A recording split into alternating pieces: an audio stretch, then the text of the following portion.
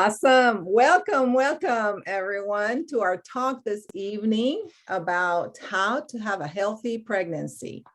Thank you all for really taking the time tonight out of your busy, hectic schedule and learning how to grow a healthy baby while taking care of you. So I bet during this talk, you will find and think about some people you wish you would hear this information. So please write them down. We're recording it, so we'll be happy to send that recording at your request. So today is part 2 of 3 series, March into Pregnancy. And I will highly recommend you getting the recording because it was lots of great nuggets. And we're going to do the same tonight. So our part 3 topic will be in April, and will be April 6th. On a Wednesday night. And that one is going to be talked about postpartum and lactation. So that's another good one. We had to divide them because it was such a big information pack that we had to just do in segments. So healthy lifestyles are important, whether you're thinking about pregnancy, you are pregnant, or not even considering, but future pregnancies, you might want to listen to all this as well. It makes a world of difference for a healthier baby. So I encourage you to take good notes.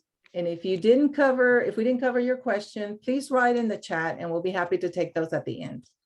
So get your pen out and paper and take some notes. But before I introduce my guest, I want to tell you a little bit about our sponsor, Juice Plus. It's a company that inspires healthy living around the world. And Juice Plus is a company with a heart and is interested in getting the world healthier. And I've been so pleased and so happy to know that I'm partner with a company that loves to help people. And it's also a simple solution to a problem that we don't eat enough vine ripened fruits and vegetables and berries. We also have omegas, which are 3, 5, 6, 7, and 9. And I'm sure Dr. Melinda will share a little bit about that. It is also the most researched and published whole food supplement in the world. So just ask Siri. Juice Plus is a way to bridge the gap of what we need to eat and what we don't.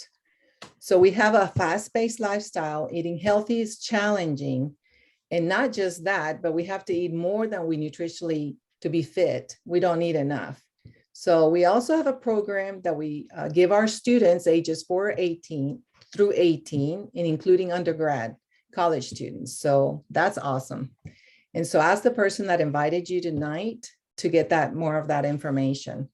We also have aeroponic growing. So we're partnering to make sure that you grow your own food, because right now, as prices going up and shortages is coming very handy.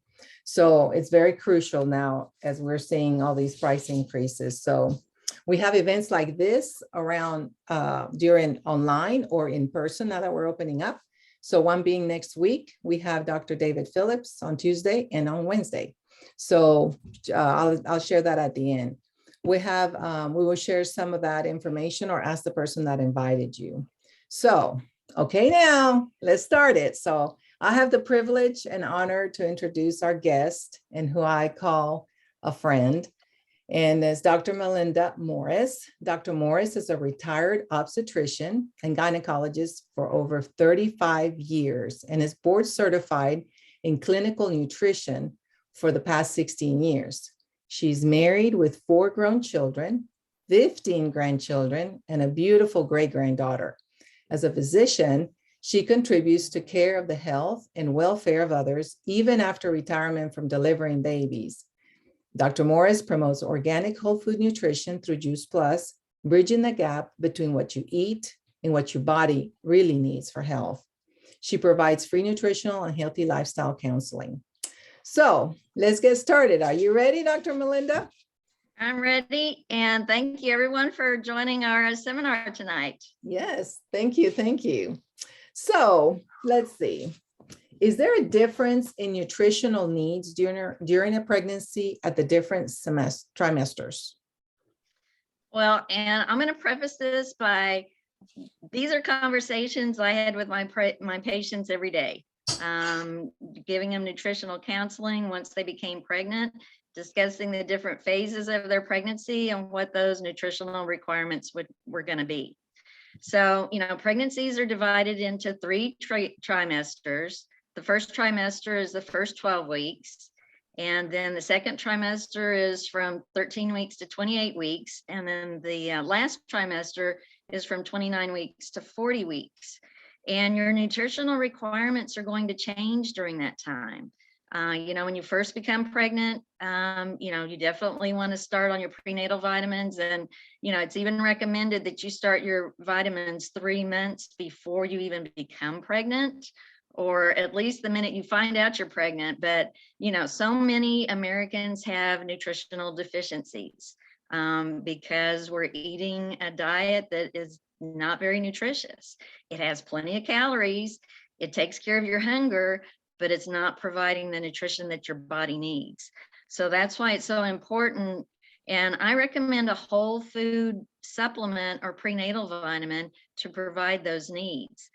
Because most of the prenatal vitamins, they contain maybe 10, 15 ingredients, but your body needs hundreds of micronutrients, minerals, and vitamins to remain healthy. And you're not going to get that in just a regular vitamin mineral supplement. I mean, whole food is going to give you so much more. Just like one apple contains 10,000 micronutrients. There's no comparison between eating nutritious food to get your nutrition versus trying to provide your nutrition with the supplements. They're just not going to do it. It's not going to adequately provide. And they've done studies that show that women that take prenatal supplements are still deficient in some of their important micronutrients. So, Juice Plus is an excellent source to begin on with pregnancy, but any whole food supplement is going to be very beneficial. And in the first trimester, 70% of women have nausea and vomiting. So they actually usually cut back a little bit on what they're eating. All of a sudden, certain foods can just nauseate you. Just the smell of those foods. If you just walk in the kitchen and smell them, you can get sick. So, the first trimester for a lot of women is just spent not getting sick. And, I tell ladies, hey, if you can find 2, 3, 4 things that you can keep down and you feel good eating, just kind of stick with those initially along with your supplementation, until that nausea resolves. And for some ladies, it'll last even to 12 to 13 weeks. But when you do eat, you want nutritious food to eat. You don't want to just be filling up on calories. You actually want to be providing nutrition. And the current nutritional recommendations is that 50% of your plate is fruit and vegetables. 30% is the good oils, those omegas that are so important. Those are helping with the development of the baby's brain. And so you want your healthy fats, which is your avocado oil, your olive oil. I actually purchased recently some rice bran oil, which is really delicious, and it's monosaturated fats, which is what you want. And then 20% of your plate is the protein. And, in America, we're all about the meat. I mean, you think that the meat should take up most of your plate with a little vegetable on the side, when in reality, it's actually the opposite. So make sure, what you are eating is nutritious. Water is important, but for some ladies early on in the pregnancy, it can cause nausea. If you wake up first thing in the morning and drink some water, you're going to get sick. So, what I tell ladies to help manage the nausea and vomiting is you want to put something dry in your stomach first, like some dry toast, some crackers, wait about 30 minutes, and then have some hot tea. Orange juice, any of the juices, the acidic juices are going to be too irritating to your stomach to tolerate. And I recommend like a flat Sprite, like open up a Sprite and let it flat a little bit, let some of that carbon dioxide out so it's not so acidic, and you could drink that, and ladies can tolerate that. But you just got to find what foods kind of work with you and what don't. Now, once you get into the second trimester, your nutritional requirements are going to increase. And some ladies don't even start gaining weight with their pregnancy until 20 weeks gestation. So some ladies think, they're immediately supposed to be gaining weight, and that's not the case. I mean, your weight may change very little during the first trimester. The baby is taking what it needs for its nutrition. And so most ladies don't even start gaining weight until into the second trimester at 20 weeks. And then, your oxidative stress, your need for those minerals and vitamins and micronutrients really increases during the second trimester. And it's even recommended that you double up on any sort of supplementation that you're using, because your body is, expending a lot of energy for that pregnancy. Your blood volume is doubling. That baby is growing. You're growing the placenta. You've got to have a lot of healthy nutrients so that you have a healthy placenta, which is all blood vessels basically supplied to the baby to give the baby its nourishment. So you really got to focus on increasing your nutrition during the second trimester. And even in the third trimester, your oxidative stress is even higher. You may need even more supplementation during that time. Now, as far as calories go, this is kind of what I recommend. I mean, the normal pregnancy diet is anywhere from 2,000 to 2,500 calories. It's not 10,000 calories for pregnancy. Okay. So Some of us I know it's it's fun to eat a gallon of ice cream because you're pregnant and eating for two, but you're really not supposed to take in that many calories, because the average weight gain for a pregnancy is 20 to 40 pounds. So whatever you gain beyond that, you're going to still be carrying that weight after you deliver. You lose 20 pounds with the delivery. Okay. So whatever you gain beyond that 20, if you're underweight, you can gain up to 40 pounds. If you're a normal weight, you want to hold your weight gain around 20 to 25 pounds the entire pregnancy. So you don't want to put on 20 pounds in your first trimester, and then you've got 2 more trimesters to go. So it's really important to, be managing your calories as well. So, if you want to divide up your meals, you could do a breakfast, lunch, and dinner, 500 calories each, and then do a mid-morning snack, 250 calories, an afternoon snack of 250 calories. That's going to give you 2,000 calories a day.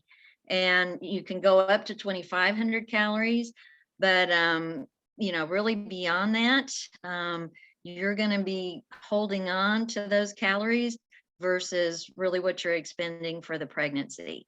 So, you don't want to just be continuously eating empty calories, the bag of chips, the ice cream, because that's going to cause excessive weight. Wow. So that's kind of my guide plan, for diet through the pregnancy. Now, if you have twins, the nutrition for twins can go up to 3,000 calories a day. Because you've got 2 babies to feed and 2 babies growing, so you need even more nutrition and more supplementation if you've got a multi-gestational pregnancy. Wow. The most important supplements for you to be on, especially, is iron. Majority of American women are anemic because they're just not taking in enough iron in their diet. That's your green leafy vegetables. And you are having to double your blood volume during your pregnancy. So you need lots of iron to make all those extra blood cells. Your calcium, incredibly important, because you've got to build those babies' bones. And if you're not taking in enough calcium through your diet, the baby will rob your bones of calcium to build the baby's bones. So, this is why, women are at increased risk of osteoporosis if they're not taking in enough calcium. Magnesium is a very important mineral. Over 400 processes in the body require magnesium, the metabolic processes. So magnesium is very important. And for women that, get those leg cramps, it's because they've got they're not taking in enough calcium, magnesium, or potassium. So those are all very important. And then your B vitamins, your folic acid, very important for the baby's normal neurological growth.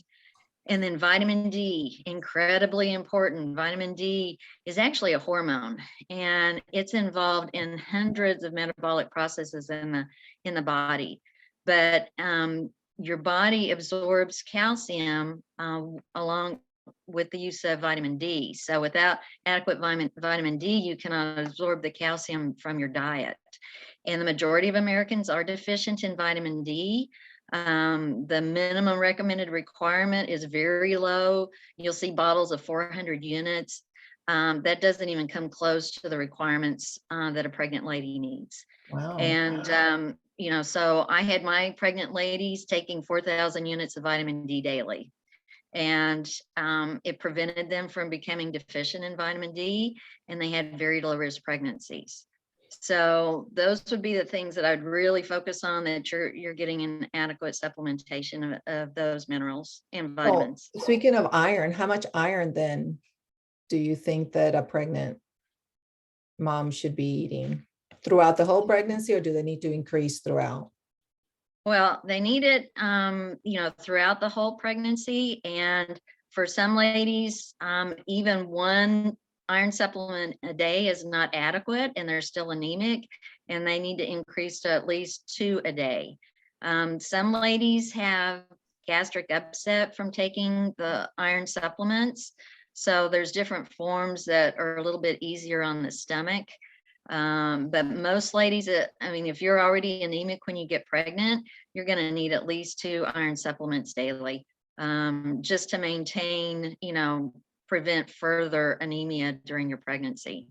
So anemia is a very, very common issue now, to the point that some women even have to get a blood transfusion while they're pregnant because their blood count is so low.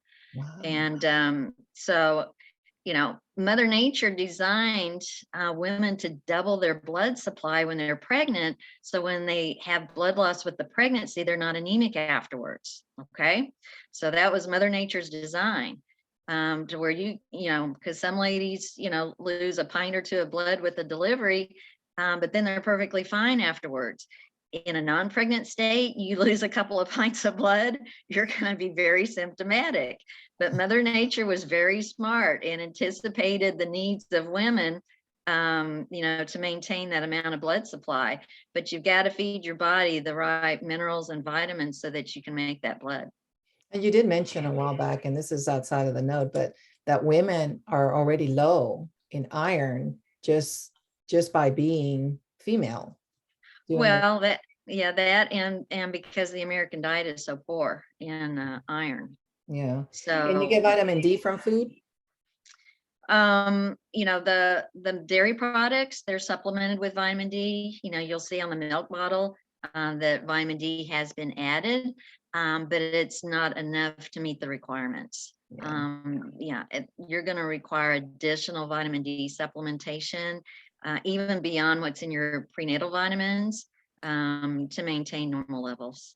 Well, you answer my second question about what's a healthy weight, and you said between 20 and 40, right? Yeah, gaining up to 20 to 40 pounds. And if you're already overweight when you become pregnant, then 10 pounds of weight gain is actually adequate. So eating, putting on excess weight is not going to make your baby healthier. And actually, there's a lot of high-risk complications that are developing from pregnant ladies that are overweight. It's going to increase your risk for diabetes during the pregnancy, getting a cesarean section during the pregnancy, high blood pressure during the pregnancy. So, just because you're gaining a lot of weight, that's not going to produce a healthy baby. That can actually cause some increased complications. Wow. Yeah, because you always think that if your baby is already taking stuff from you, but you're not replenishing since you already started already overweight. Yeah. So for ladies that are overweight, they may only gain 10 pounds during the pregnancy, just to help keep their blood pressure under control and keep them from developing diabetes. Wow. And you're keeping ahead of me. You're answering my next question. That's awesome. What foods should they avoid? Well, the main things to avoid with pregnancy are, of course, alcohol. You know, they don't talk about it much anymore, but there's a fetal alcohol syndrome. Alcohol actually causes deformities in the babies. And so it's vitally important that women do not drink alcohol while they're pregnant. Of course, no drug use either. You know, that's going to have adverse effects. As far as the foods go, you know, I don't know if you all have heard about the brie cheese, those soft cheeses that have that tough rind on them. You know, there's camembert, there's a chèvre, which is a goat cheese, and then brie cheese. But those soft cheeses can carry listeria, and listeria is a foodborne illness. Do you remember a couple years ago when Bluebell ice cream creamery was shut down? It was because of the listeria. And it's very dangerous for pregnant women to become infected with listeria. So, you know, it's recommended to avoid the soft cheeses. And then there's concerns about mercury in the fish. And, you know, but you want to eat, you know, the healthy fish and get those healthy fish oils, you know, the salmon, but you want to get wild caught salmon, not the farm salmon. And now they have the light tuna in the pouches, which I think is healthier to eat those at least twice a week. So you're getting, you know, a good protein source and your fish oils. So, you know, the low mercury fish or shrimp, the light tuna, salmon, catfish is light, tilapia, that would be good to eat. But the heavy mercury fish are like the shark and the swordfish, mackerels, that sort of thing. You know, The bigger the fish, limit. yeah. So those are kind of the main things is the concern about the mercury, and then the brie cheeses, avoid the alcohol, and you know, just focus on really your fruits and vegetables, because that's going to give, you know, your fruits and vegetables are your source of your vitamins, your antioxidants, your minerals, and your fiber. And fiber is very important with pregnancy because the hormones of pregnancy cause constipation. That's why constipation is so common when you're pregnant. And the way you avoid that is, one, making sure you're drinking plenty of water. You know, most pregnant ladies are just carrying around that half-gallon jug with them all day long, and they just keep sipping on it because you have enormous requirements for water intake when you're pregnant. And that's going to help your bowels with constipation. And also that fiber. That fiber is very important that you get from the fruits and vegetables, and you only get fiber from fruits and vegetables. So, you know, that's another important reason to add that into your diet. Wow. Another issue with pregnancy is indigestion and heartburn. And the reason that's so common is that the pregnancy hormone progesterone loosens up your gastric sphincter, which closes off the top of your stomach into your esophagus. And so reflux is very common, to where those stomach juices can just come right up into the back of your throat. You're laying down and it's like everything in your stomach comes up to your throat. And that's part of, you know, the hormone changes of pregnancy. So women have to start sleeping with their heads elevated at night, so that's not, doesn't make it worse. Also, you really want to avoid the amount of greasy foods that you're eating in pregnancy. Pregnancy increases your risk for gallbladder disease, the development of gallstones, and the more fatty foods you eat when you're pregnant, the more of an issue that's going to become. And, you know, initially, you know, greasy foods make you so nauseated you can't stand it. But towards the end of the pregnancy, those wings look really good. And, you know, I've seen ladies in the emergency room with severe abdominal pain, you know, after going to buffalo wings and eating a whole plate of wings. So you need to avoid those greasy, fatty foods with pregnancy as well. That's going to help a lot with that indigestion and heartburn. And listen to your body. If you eat something and you feel terrible afterwards, don't eat it.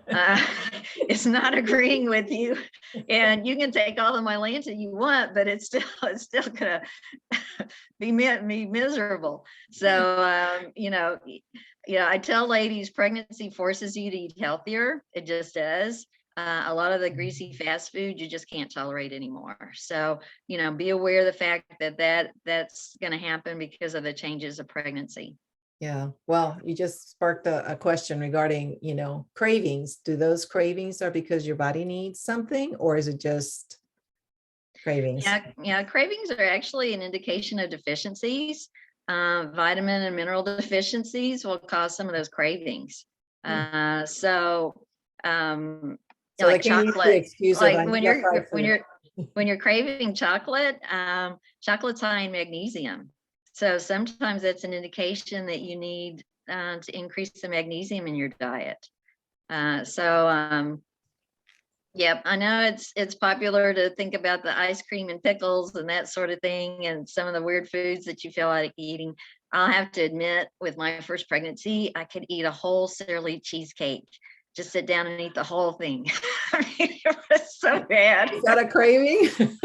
I guess I was craving Sara Lee cheesecake, but Mine was apple pie. oh yeah. I guess Some ladies crave Mexican food. I mean, you have those different cravings. But moderation is the key. Moderation is the key. That's true. That's true. Yes. So I guess a couple of more questions is, how do you avoid diabetes?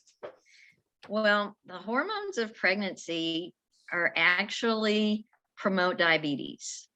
So if diabetes runs in your family, if you've got a genetic tendency towards diabetes, pregnancy is going to bring that out. It's a combination of the hormones that increases your risk of developing diabetes. So you don't want to aggravate that risk by eating a large amount of just sugary carbohydrates during that pregnancy. Because you can go from non-diabetic to diabetic during your pregnancy, and a lot of it has to do with your diet. So, and I will tell you that the worst thing you can eat to raise your blood sugar level is pizza. When I've managed diabetic ladies during their pregnancy, I would keep them on real tight control, and they would check their blood sugars frequently. And they saw the foods that just made their blood sugars really shoot up. And pizza was one. It would really raise the blood sugar levels because it's all dough, it's all carbs. And, so they really learned about what foods to avoid. You want to do your complex carbohydrates that come in your vegetables, along with the fiber, because fiber actually lowers your blood sugar level. So that's the benefit of the vegetables, is that fiber, and in the fruits as well. You want to eat an orange versus drinking a glass of orange juice, because if you eat the whole orange, you're getting the fiber that helps control the blood sugar levels versus just filling your body, with the sugary juice. That's true. And you really want, don't be drinking the Cokes all day. That's just a constant supply of sugar water to your body all day long. And, your type 2 diabetes develops from eating too much carbohydrate, too much just pure refined sugar sweetness all day long, because your bodies were not designed for that. They were designed to absorb the complex carbohydrates from fruits and vegetables, but not sugary drinks, not refined sugar, the cookies, pies, cakes, and ice cream. We weren't genetically designed to really be eating those on a regular basis. And you can make yourself diabetic. And a lot of it just has to do with your diet and your management of it. And just realize that pregnancy is going to put you in a pro-diabetic state. So you actually need to be more aware of that. So gestation diabetes, does that mean that you will likely to be diabetic after pregnancy? Well, for some ladies with if they develop gestational diabetes, then they have a tendency towards developing diabetes later on in their life. It also is an indication that they're at greater risk for developing cardiovascular disease if they were diabetic during their pregnancy. So, if you know that you have that family tendency, or if you were diabetic with a previous pregnancy, then you want to go ahead and start on that diabetic diet at the beginning of your pregnancy and really keep your weight under control. Watch your intake of the refined sugars, and avoid those sugar spikes, and really try to manage, your blood sugar levels as best you can, because it's not healthy for the mom and it's not healthy for the baby. It's just going to increase all the risk factors. Wow. Well, I got 2 more questions. Okay. And one of them is, what are the benefits that Juice Plus can do to help the mama? Well, the benefits of Juice Plus is that you're getting whole food, organic nourishment from Juice Plus. You're talking about 35 fruits and vegetables. And, the daily requirements is everybody's eating 7 to 14 servings of fruits and vegetables daily. Only, no one's meeting those requirements. So, the Juice Plus is just fantastic at providing that whole food micronutrients, the vitamins, minerals, antioxidants that our body needs. And we just can't afford or don't have the time to eat all those fruits and vegetables ourselves. And then whatever you do, all the fruits and vegetables you do eat on top of the Juice Plus is just that much more. Because as that pregnancy progresses, you're going to need more and more of that antioxidant nourishment to handle that oxidative stress that your body's under. Yeah, and Juice Plus doesn't have any sugars in it anyway. Just yeah. And the gummies, the gummies are a little sweet, and anyone that is diabetic or a tendency towards diabetes, I recommend they take the capsules. And just stay. Although the gummies would be for some ladies early in pregnancy with that nausea and vomiting, gummies are all they can handle. So, so actually that'd be a fantastic source of nourishment during that early first trimester if they're not being able to tolerate regular food yet. That's a good point. So one last question. How can dads help the mom during pregnancy? Because we might have some dads watching. So what can they do? Get on the healthy diet with mom. It's not fair for dad to be sitting there eating pizza and ribs and wings, well, she's trying to eat her salad and her fruits and vegetables and her lean meats and be extra healthy and nutritious. So, dad doesn't want to have that dad bob, body afterwards, so, he needs to stay trim and in shape as well. That's true, especially with the baby coming. Yeah.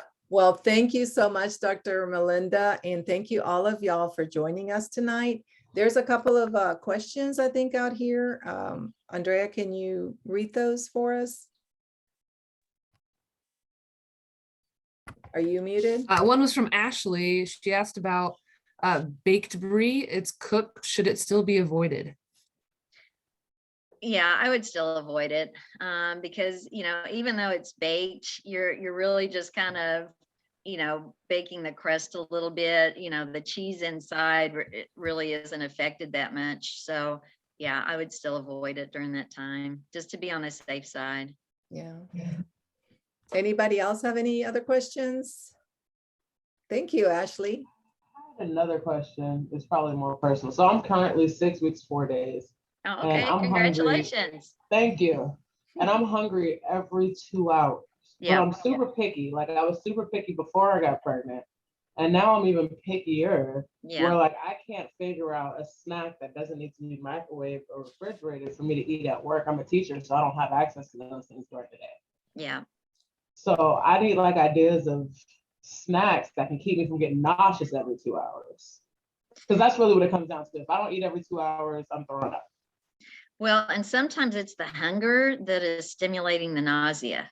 Mm-hmm. So, what I recommended early on was, ladies, do you like the peanut butter crackers? Keep some peanut butter crackers in your pocket. So when you feel that coming on, if you pair the sweetness with some protein and fat, You know, like a little peanut butter sandwich. I don't know if you like apples or not, but you could, you know, just bring a stack of apples and a little peanut butter sandwich, or those peanut butter crackers. And those would be good snacks for you, you know, to kind of help you get through the day. But yeah, at home I'm eating like 4 or 5 meals a day, and I'm like, I'm not trying to get fat on top of being pregnant, so I need something that I can snack on that'll like keep me from starving. Yeah, and it's good, you know, to stay on top of that hunger, and eating small meals every 2 to 3 hours will help you do that. Also, you know, the shakes are very beneficial, the smoothies, you know, because the more protein you eat, that's going to suppress your hunger longer. So, you know, even, you know, those complete shakes with Juice Plus are high in protein, high in nutrients, minerals. They're a fantastic source of nutrition. And, you know, those are pretty satisfying and can keep you maintained for several hours. Well, it depends on what problem I'm having. I can't have a refrigerator or a microwave in my classroom. Yeah. Can you bring like a little cool pack? Yeah. Why would I think about stuff like that? Yeah. Okay. Yeah, you can bring a little cool pack and keep your snacks in the cool pack. And you know, we have those shakers that you can, you know, mix your shakes up in, and that keeps it real fresh, and just keep it in your little cool pack. You know, but I think those will stay good for you while you get through school. Okay, thank you. You're welcome. Anybody else? We can take one more question. May I ask a question? Of course. Sure. Hi, Tiffany. Okay. By the way, the first part of this was amazing. Second part also amazing. So thank you for doing this, because I have successfully had my daughter IVF, and this information was not even a question, but it also wasn't available. It's like I got the doctor that was just kind of, it was a guessing game with her. So thank you for being a doctor that kind of has like the facts, that kind of is more geared toward, you know, what can I do to ensure that I'm doing all the right things, not just trying to Google it myself. So my question, and this is a big one because we're going to attempt to do our final IVF possibly this year or next year. Do you have a doctor that, like yourself, is practicing though, and kind of is more of a supplement and food focused, instead of, you know, how some doctors are just kind of like, next, number 47, you're up, come in, open your legs, goodbye. Yeah. Is there a doctor that's like you, that's kind of more nutritional, food focused, that I could have? Well, I will. Are you in the Houston area? Yes. Okay. All right. I'll search for some sources. To be real honest, they don't teach nutrition in medical school. They just don't.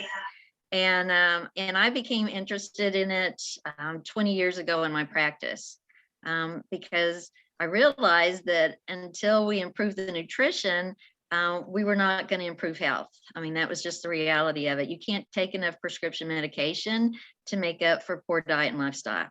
Mm-hmm. So, you know, so I started introducing that early on, and went to other sources than medical school to find out about nutrition, because they just don't, and because it's not taught and they don't feel comfortable talking about it, they may refer you to a dietitian, and she'll say, well, you know, just don't eat as many cookies and cakes and pie, just eat a smaller portion. But that's not really good advice either. So, yeah. So I'll have to do some research, to be honest, to find out where the clinical nutritionists are in the Houston area that you could go to in addition, you know, to your obstetrician, so you could get that advice. But the main thing is just fill your body with good nutrition, not just calories. You know, you can take care of your hunger, but are you getting any nutrition from it? So start looking at your labels, really think about what you're eating, you know, clean out the pantry, get rid of the junk. And, you know, I would just start on some really good supplemental nutrition early on, you know, that 3 months before you even consider the IVF, so that you've got all your minerals and nutrients and vitamins in place that are going to help for a healthy implantation, because that will make a difference. I like you. You're legit. You know, it's funny. I just recently started to, I had one meeting, what do you call it? It was a Zoom, because of course you don't go to the doctor now, you Zoom your doctor now. But I had an appointment with a functional medicine doctor that is a retired OBGYN, and her child, she's in the Houston area, and her child was diagnosed with a learning disorder. And she said, no way. And she did research, and she changed his diet. And he's one of these kids that stopped eating the junk food, and he just excelled. And so she sold her practice, and now she's functional medicine. Today, I got to talk to her nutritionist that was on site, and she did my stool sample kit and all the things. And I got to find out a little bit about my levels, and it was really interesting. But do you agree that with an IVF patient, that the best diet, the 3-month diet prior to getting pregnant, the best one would be, why did I just go blank? What's the word? Anti-inflammatory, the hardest diet out there.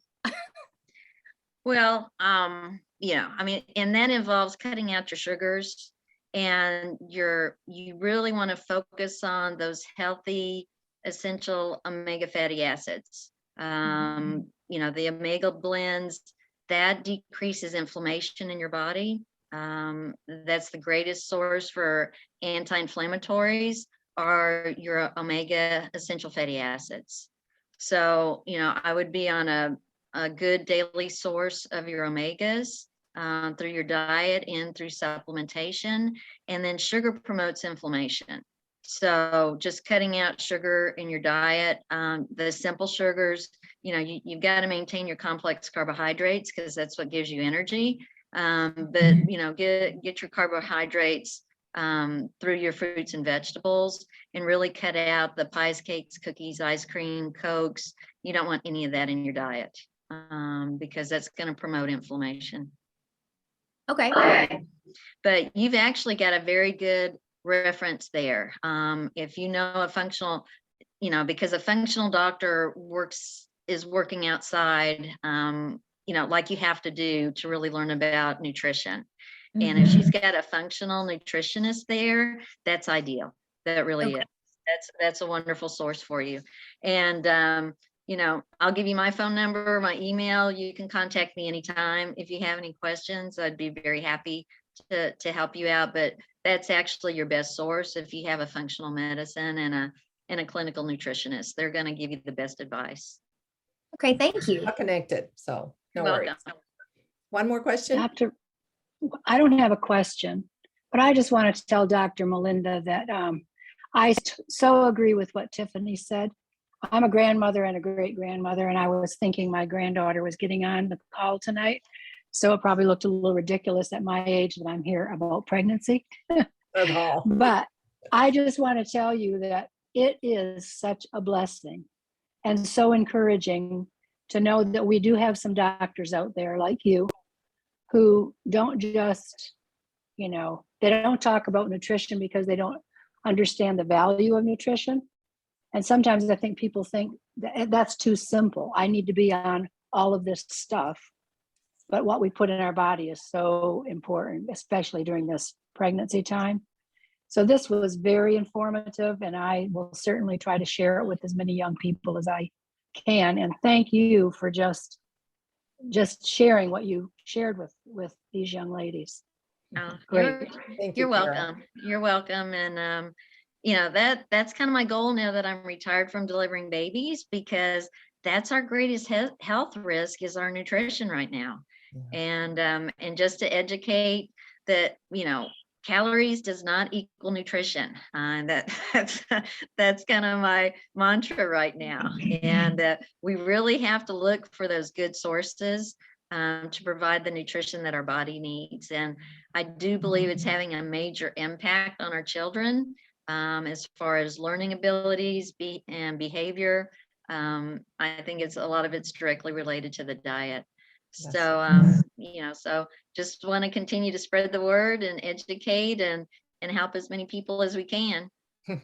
Yes, well, thank you Thank you. again, Dr. Melinda. It's always a pleasure to talk with you. I always learn something, and it's like, even as old as I am and as many children as I've had, doesn't mean I wish I would have known this information then, so I would have had a much better pregnancy because I was nauseated and all that stuff too. And that was not a happy camper, but thank God I had healthy babies, but I would have had healthier babies if I would have had the information that I have now.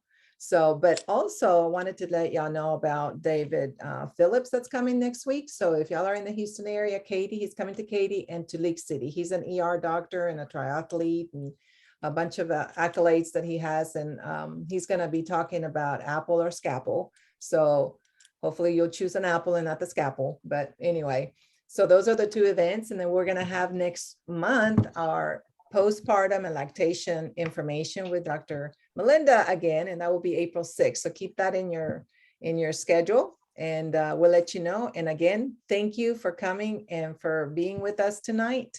And I hope you share this information with whoever invited you and whoever asked all the information from them. But for tonight, thank you again for joining us. And I'm going to stop recording.